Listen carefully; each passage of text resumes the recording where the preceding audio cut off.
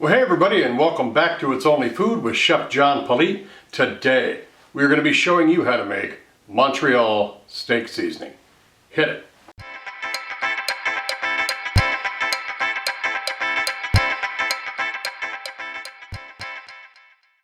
Alright, well thanks a lot for joining us. If this is your first time being here, please do me a favor, go down, hit that subscribe button, and then hit that notification bell so you can be notified each and every time I upload new content.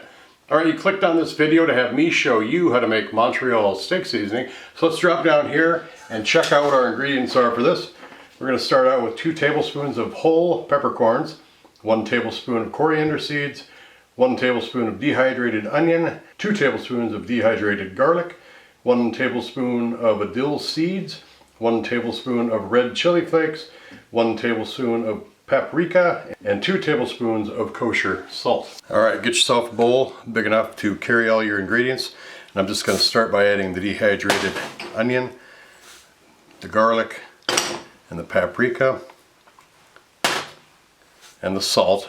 And our next step, I am just going to toast these seeds a little bit. And the dehydrated pepper and the dill. We're just going to toast this up a little bit, kind of bring that fragrance out just a little bit. You just want to do this so you start getting a little bit of fragrance off of there. This just adds another layer of flavor into our seasoning. Alright, so I added the seeds that we just toasted along with all the other listed ingredients into this mortar and pestle, and I'm just going to crush it up enough to kind of release some of those flavors and break up some of the garlic and the dehydrated onions. But alright, as you can see, we've got both before and after. I've got to crush this up a little more, but here's what it looked like before we put it into the mortar and pestle, and there's where it is. You just want to be sure to grind up those seeds after you've toasted them. If you don't have a mortar and pestle, feel free to use a food mill or a food processor or coffee grinder, whatever you have. You can even put them in a baggie and then just kind of tap them really lightly with a hammer. But you just want to break up those seed pods that are in there to release the flavor and get the best out of this seasoning as you can. Here's some good pictures I made with some steaks the other night. I'm going to throw in some music in here. Go ahead and enjoy those, and then we'll close out the video.